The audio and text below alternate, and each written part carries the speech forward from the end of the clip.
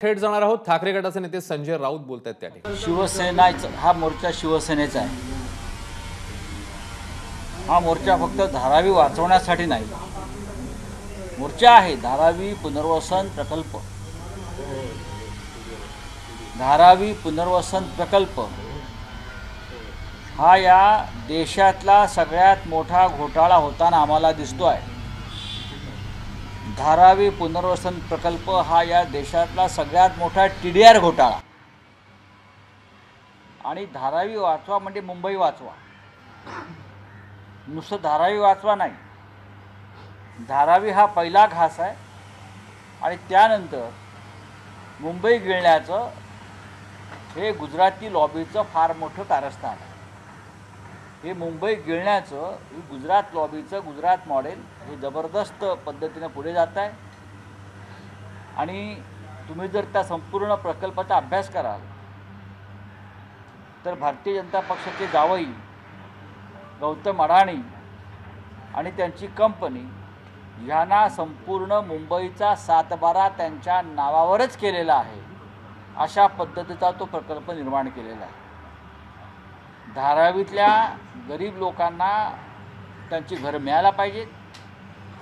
त्यांचे तिकडे जे व्यवसाय आहेत वेगळ्या पद्धतीचं ते व्यवसाय त्या तिथेच त्यांनी करण्यासाठी त्यांना जागा मिळायला पाहिजे, ही आमची भूमिका आहे. पण हा प्रकल्प मग सरकार का करत नाही? सरकारनं जॉईंट व्हेंचरमध्ये एखादा प्रकल्प करावा. इतकं मोठा धारावी तुम्ही एका उद्योगपतीच्या घशामध्ये घालताय, जो तुमचा जावई असं सांगतो आहे. हा पहिला प्रश्न आहे. दुसरा विषय असा आहे की गौतम अडाणी आणि त्यांच्या कंपन्या, त्यांचे पोर्ट्स गुजरातमध्ये आपण पाहत असाल गेल्या काही काळापासून मुंद्रा पोर्टवर सातत्यानं ड्रग्स उतरत आहेत आणि ते ड्रग्स महाराष्ट्रात येत आहे. आता अख्खं धारावी जर अशा लोकांच्या हातात जाणार असेल तर अख्ख्या मुंबईमध्ये का तुम्हाला ड्रग्सचा व्यापार करायचा तिथे त्यांच्या हातात देऊन? ही लोकांच्या मनात शंका आहे. धारावीतल्या पोरांना काय ड्रग्सच्या पुड्या विकायला द्यायच्यात का? तुम्ही जर अभ्यास करा, धारावीतल्या लोकांच्या जनतेच्या तोंडाला पानं पुसून एक प्रकारे आवळा देऊन कोवळा काढण्याचा प्रकार है. मुंबई बेचने की बहुत बड़ी साजिश है. देश का सबसे बड़ा TDR घोटाला अगर कहाँ हो रहा है तो धारावी डेवलपमेंट प्रोजेक्ट में हो रहा है. बोला, हा मोर्चा कसा असेल, कुठून कुठे जाईल? हा मोर्चा धारावीतून निघेल आणि धारावी टी जंक्शन जे आहे तिथून निघेल आणि जे अडाणींचं मुख्यालय आहे BKCमध्ये हा मोर्चा तिथपर्यंत जाईल. हा मोर्चा निघू नये यासाठी दिल्लीतून दबाव आणण्यात आला.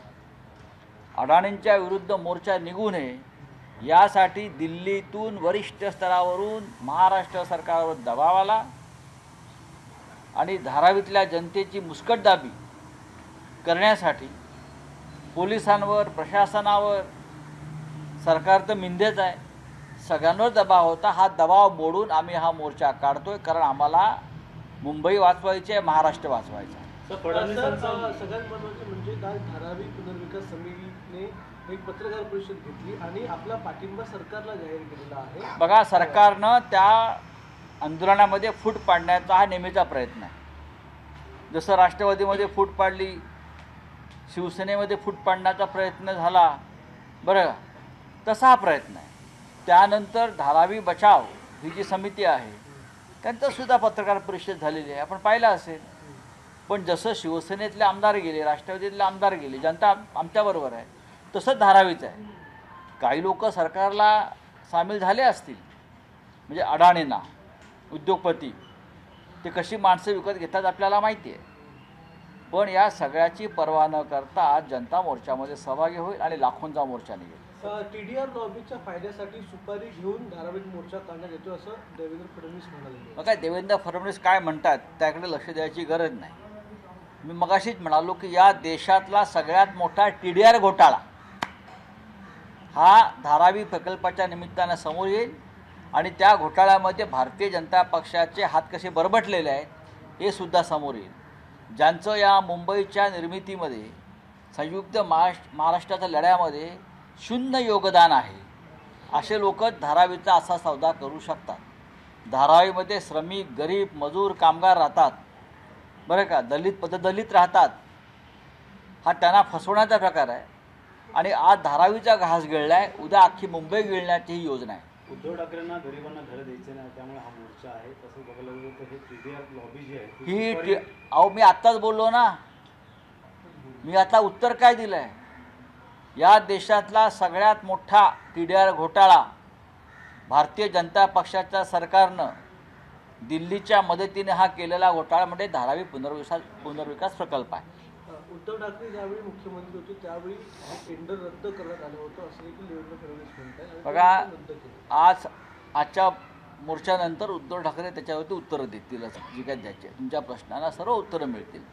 आपणही मोर्चाला या, मोर्चात सहभागी व्हा आणि बुलंद आवाज जो आहे मुंबई वाचवण्यासंदर्भात धारावीच्या निमित्तानं त्याचा अनुभव घ्या.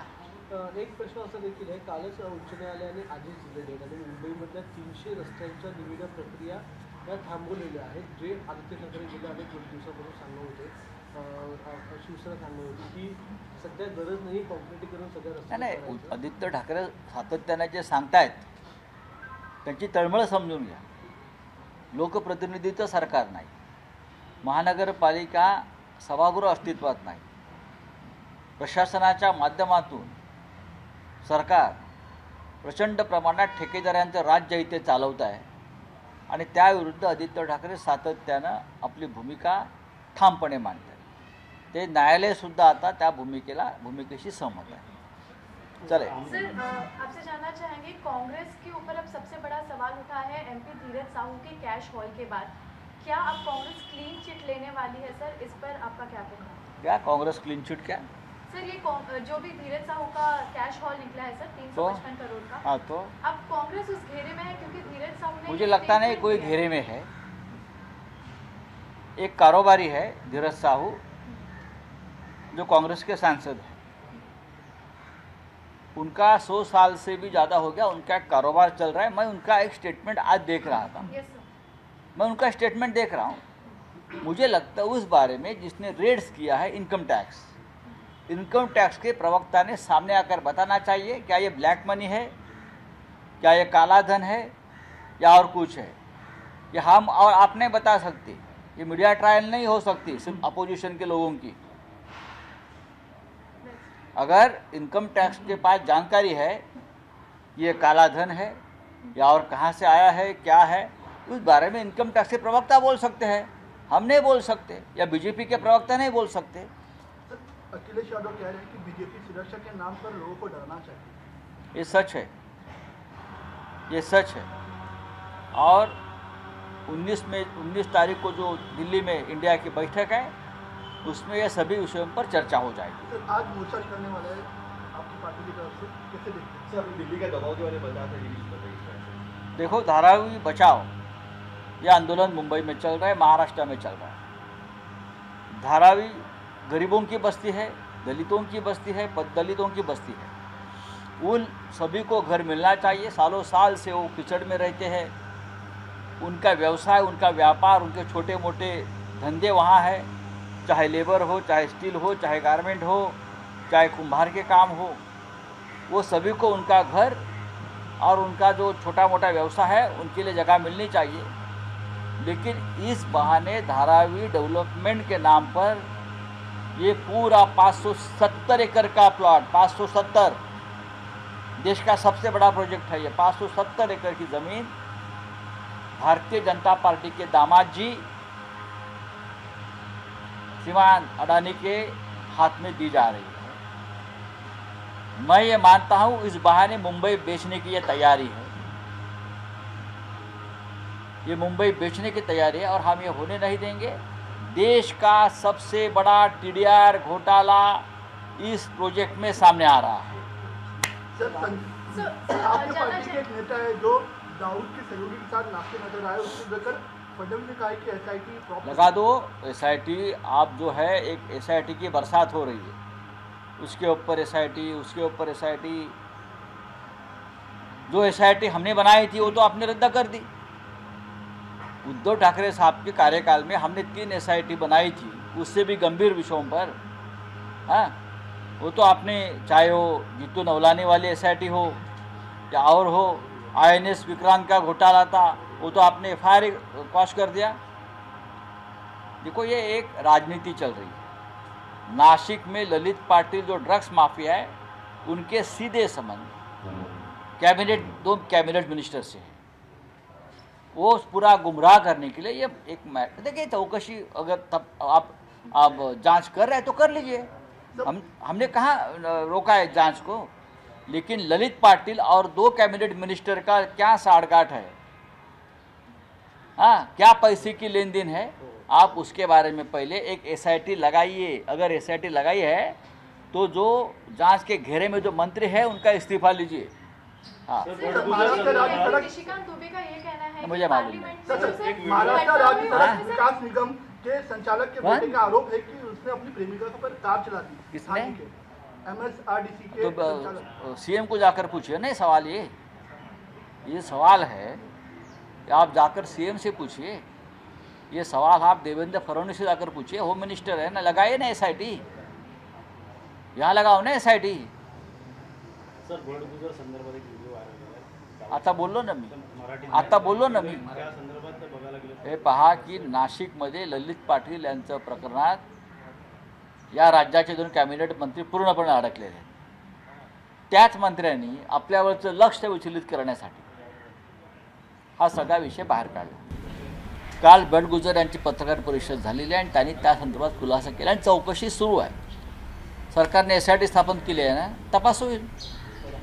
पण ललित पाटील या प्रकरणात, ड्रग्स प्रकरणामध्ये ज्या 2 मंत्र्यांची नावं सातत्याने येत आहेत, त्यांच्यापर्यंत ती SIT पोचली आहे का?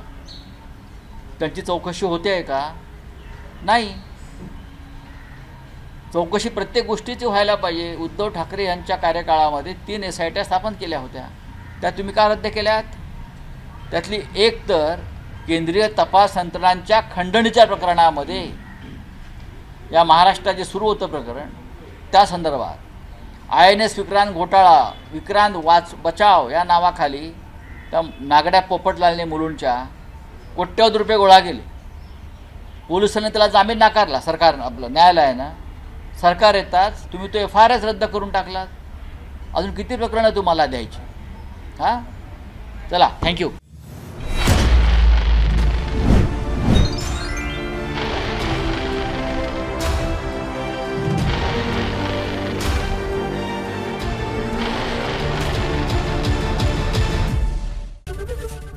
ABP माझा, उघडा डोळे बघा नीट।